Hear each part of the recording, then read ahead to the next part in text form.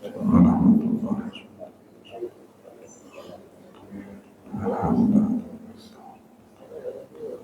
Maliki yaumiddin.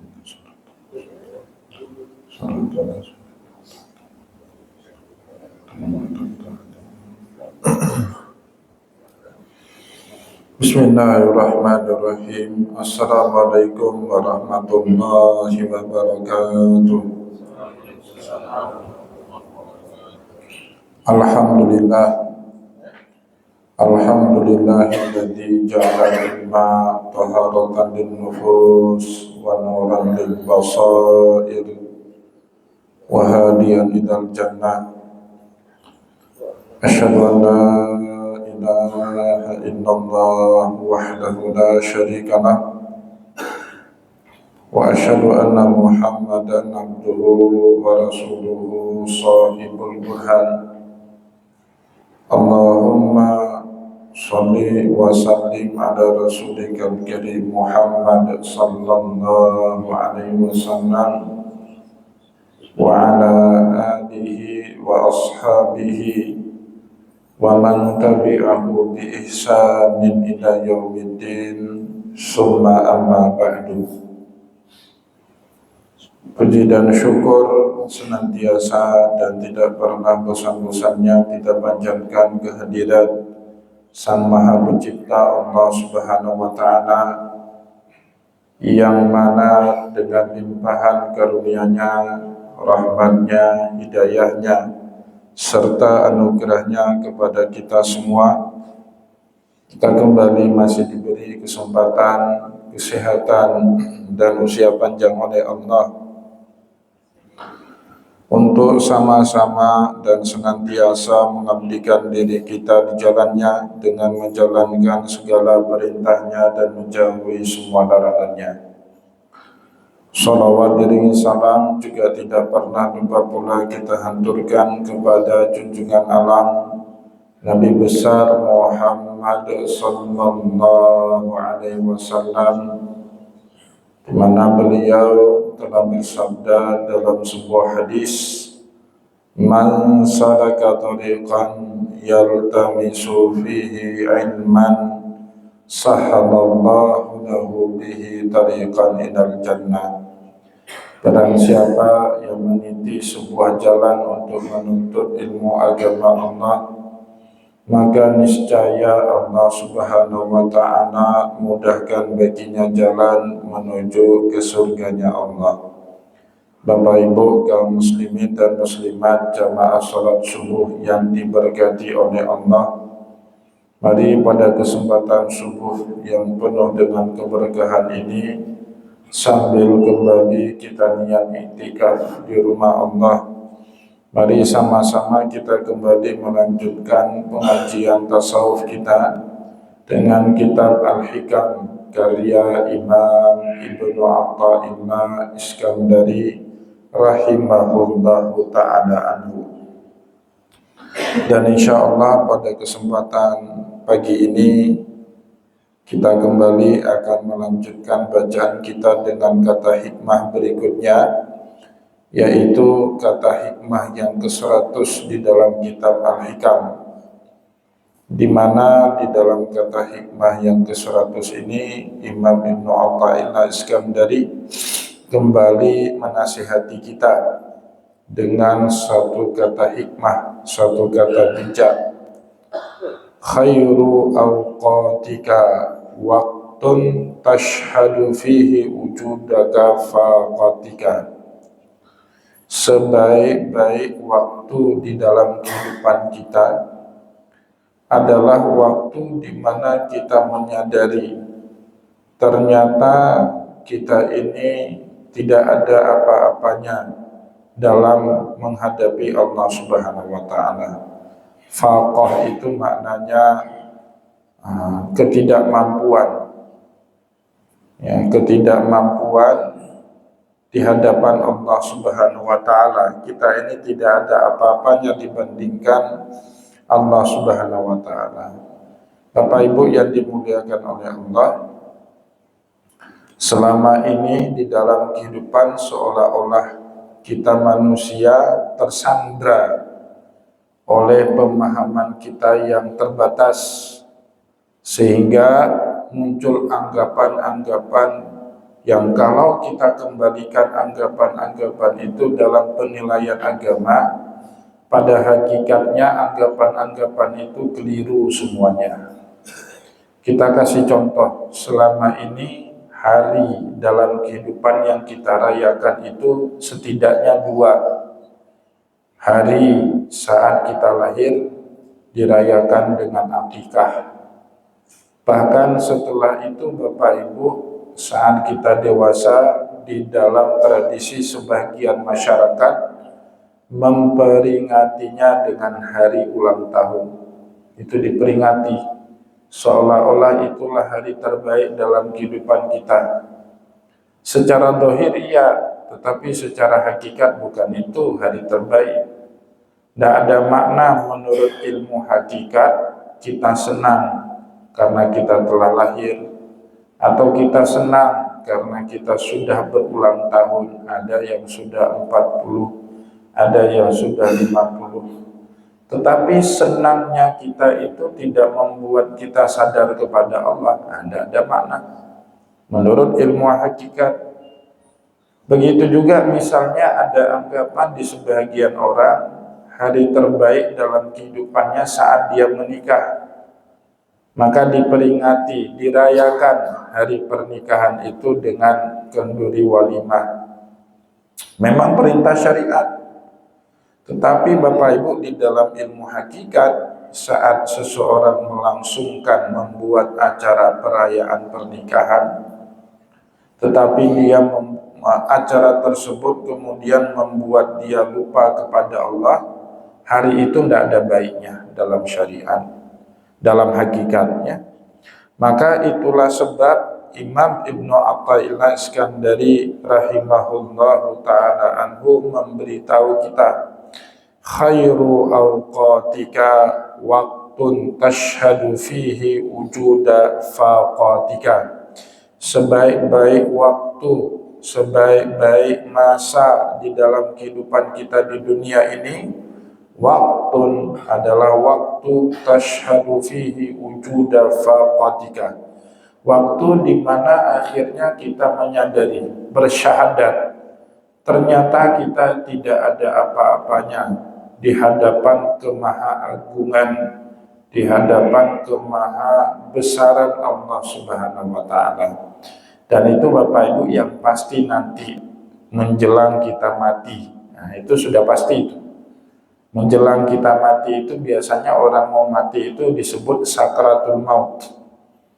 Nah, sakit yang tak terberikan sehingga terkesan kita seperti mabuk, maka disebut sakratul maut.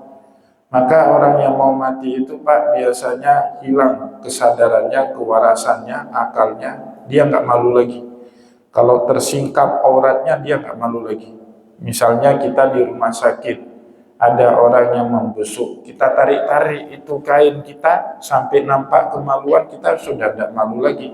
Karena bukan malu terhadap penilaian orang yang saat itu menjadi pertimbangan utama dalam kehidupan kita, tetapi yang menjadi pertimbangan utama kita di saat menjelang sakratul maut, kita sadar betul betapa rendahnya kita, betapa lemahnya kita di hadapan Allah yang sebentar lagi akan kita jumpai. Nah, itu sudah pasti. Maka disebut oleh Allah Subhanahu wa Ta'ala di dalam Al-Quran, menjelang kita mati, ya, fakashafna anka ghita'aka fabasaruka yaumal hadid. Menjelang engkau mati, semua apa yang selama ini tidak bisa engkau lihat, kami buka tabirnya. Kita tidak bisa melihat malaikat maut hari ini, tapi menjelang kita mati bisa Pak. Nah, maka biasanya na'udzubillah min zalik, semoga kita dilindungi oleh Allah mati dalam keadaan su'ul khotimah. Orang yang meninggal dalam keadaan su'ul khotimah Bapak Ibu, matanya melotot, terbelalak, ya, bahkan mulutnya itu terbuka seperti orang melihat makhluk yang maha ganas, yang mengerikan, yang menyeramkan, yang tidak pernah ia lihat sebelumnya. Bapak Ibu kalau ketemu dengan sesuatu yang baru kita tidak pernah lihat sebelumnya, itu biasanya kaget kita, terbelalak mata, mulut terbuka lebar. Maka di dalam syariat Bapak Ibu, terkadang orang mati itu harus diikat tali pocong supaya mulutnya ini tidak terbuka. Tapi juga ada orang yang meninggal dunia itu seperti tidur saja Bapak Ibu. Matanya tidak melotot, tertutup rapi, ya, nggak terbuka sedikit pun. Mulutnya juga tertutup rapat, ya. Nggak usah diikat dengan tali pocong itu, mulutnya tertutup, nggak terbuka. Kenapa? Karena yang dia lihat sosok malaikat maut dalam keadaan yang sangat baik, dalam keadaan yang sangat ramah, yang menyambut arwah dirinya untuk kembali pulang ke hadirat Allah Subhanahu wa taala. Itulah makna daripada firman Allah Subhanahu wa taala, ya ayyatuhan nafsul mutmainnah irji'i ila rabbiki radiyatan mardiyah fadkhuli fi ibadi wadkhuli jannati. Ya ayyatuhan nafsul mutmainnah, wahai jiwa-jiwa yang tenang. Kenapa tenang jiwanya? Banyak amal soleh, banyak beribadah, tidak busuk hati kepada orang. Nah, ini yang paling penting. Bapak Ibu banyak-banyak ibadah, tapi busuk hati sama orang lain itu tidak ada makna ibadah sebanyak apapun yang kita lakukan.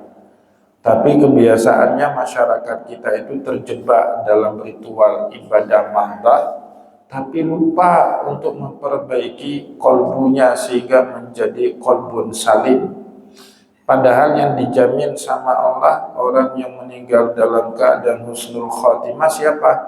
Ilaman atallaha biqalbin salim. Orang yang datang kepada Allah dengan kalbu yang salim, kalbu yang selamat, tidak ada dendam, tidak ada dengki, tidak ada marah kepada orang lain. Kalaupun marah, sekedarnya saja untuk memberi efek kejut.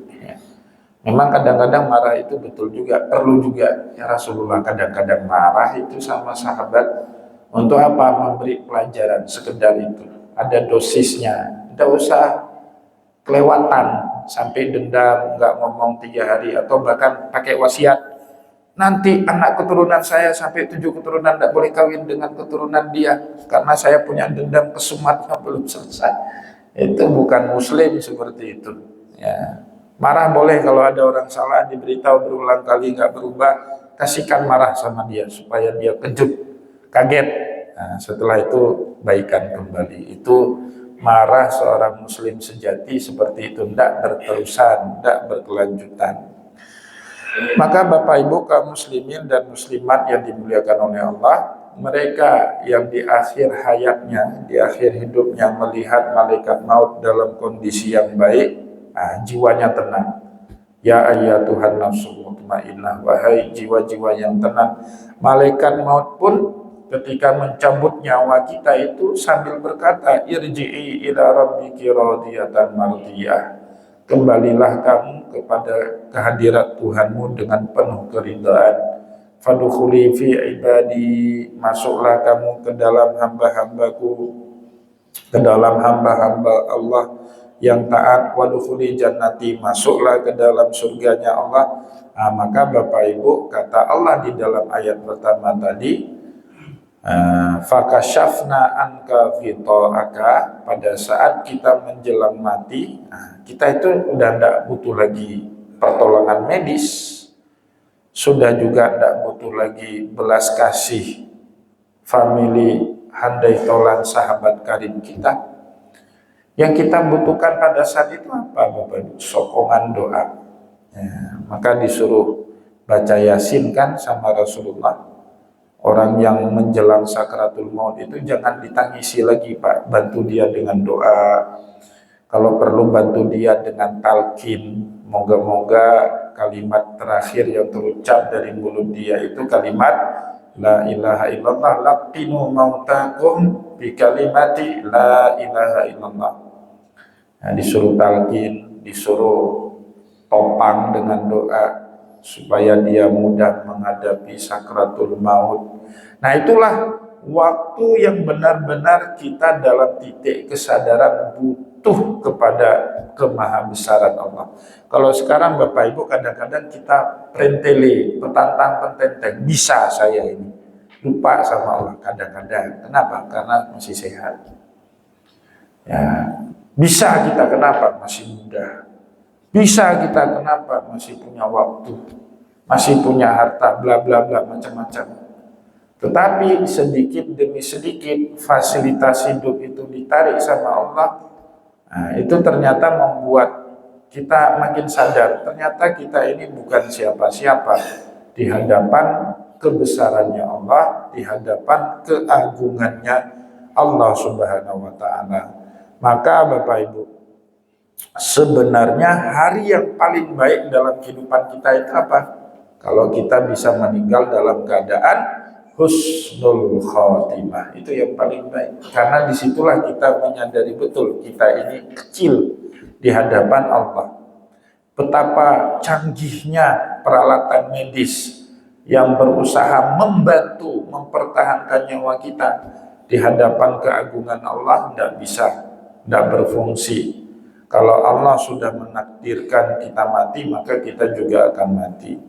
Nah, maka Bapak Ibu kaum muslimin dan muslimat jamaah pengajian yang dimuliakan oleh Allah, itulah sebab kalau Rasulullah Sallallahu Alaihi Wasallam yang diperingati, yang dirayakan sesungguhnya hari kelahiran beliau.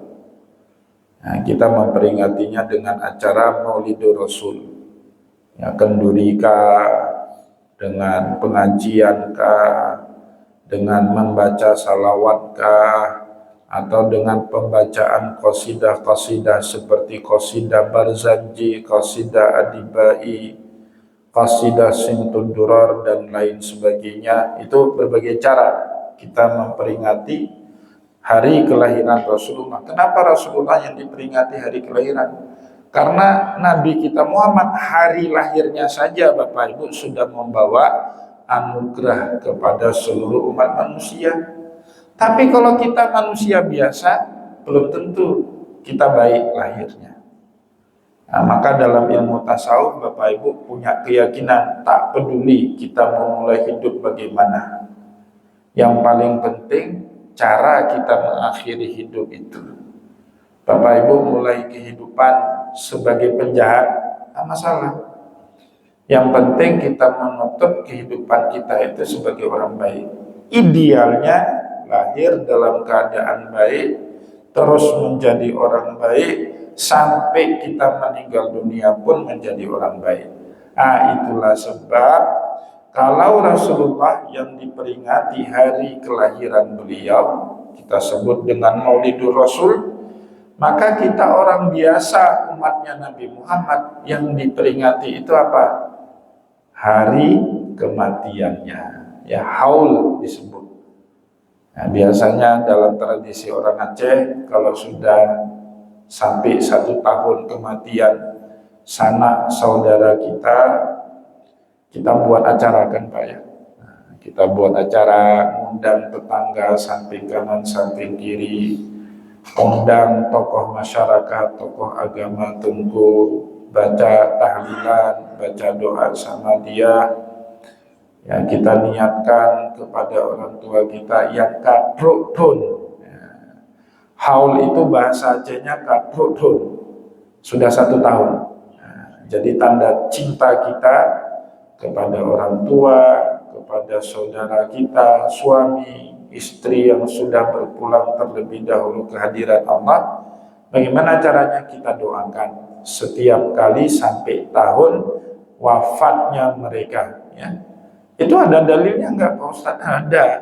Rasulullah, Khadijah radhiyallahu anha setiap tahun dibuatkan haul sama Rasulullah.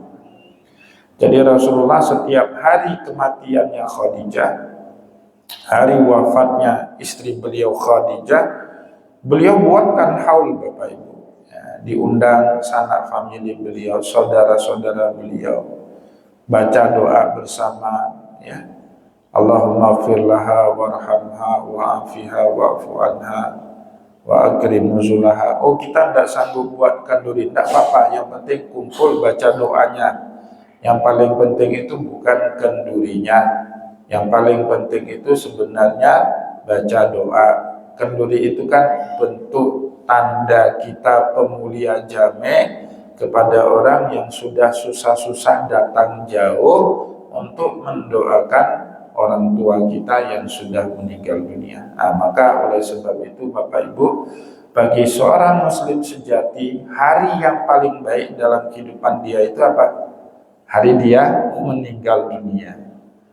Nah, itu yang menyebabkan para ulama sufi seperti Syekh Jalaluddin Ar-Rumi, beliau marah besar menjelang sakit, yang dari sakit itu kemudian beliau wafat. Beliau marah besar saat mengetahui murid-muridnya itu Bapak Ibu menangis karena gurunya mau meninggal dunia. Beliau marah. Kenapa kalian marah? Kenapa kalian menangis? Saya ini tidak kemana-mana. Saya cuma mau ketemu dengan kekasih saya. Ketemu dengan kekasihnya, maka tidak usah ditangisi. Ya, biasanya kita menangis itu sebenarnya Bapak Ibu bukan karena si mayitnya. Kalau mayitnya orang baik, kita menangis itu bukan karena mikir nasib si mayit sebenarnya, tapi mikir nasib diri kita sendiri. Istri ditinggal mati sama suami yang soleh, dia menangisi dirinya sendiri jadi janda dia. Ada nggak yang mau menyantuni saya setelah ini, kan itu. Jadi sebenarnya ego kita itu menangisi diri sendiri. Seorang anak ditinggal mati sama orang tuanya, dia nangis. Sebenarnya dia nggak menangisi si mayit, tapi menangisi dirinya sendiri. Siapa yang akan menyekolahkan saya? Siapa yang akan menanggung beban hidup saya? Itu kan yang ada di pikiran kita, Pak. Sebenarnya nggak terlalu peduli pun manusia satu, bahkan anak kita pun tidak terlalu peduli. Maka yang harus peduli kepada diri kita itu siapa, Pak? Diri kita sendiri. Yang Bapak Ibu punya harta banyak-banyak, diwariskan kepada keluarga, syukur-syukur anaknya soleh, ngerti dia sebahagiannya diwakafkan atas nama orang tua, itu anak baik, Pak. Sebagiannya disedekahkan atas nama orang tua, hadiahnya, pahala hadiahnya dikirimkan kepada almarhum orang tua, itu anak baik. Tetapi na'udzubillah min zalik, kita punya keturunan, jangankan disedekahkan atas nama kita setelah kita wafat, harta kita saja menjadi objek rebutan dan sengketa dia. Nah, itu jadi beban, bahkan kita sudah meninggal dunia, kita jadi beban. Maka Bapak Ibu yang dimuliakan oleh Allah, hari apapun yang kita lalui dalam kehidupan dunia ini tidak ada baiknya kalau kita melalui hari-hari itu tanpa mengingat kebesaran, keagungan Allah Subhanahu wa Ta'ala, dan betapa rendahnya kita di hadapan Allah. Khairu awqatika waktun tashhadu fihi wujuda faqatika. Waktu yang terbaik yang engkau lalui dalam kehidupan adalah waktu di mana engkau menyadari betapa papanya dirimu di hadapan keagungan Allah. Sakit biasanya kita muncul sedikit kesadaran itu. Saat ditimpa musibah, muncul lagi kesadaran kita butuh Allah. Lagi nggak punya uang, apalagi Pak, itu sadar betul ini butuh betul bantuan Allah Subhanahu wa Ta'ala.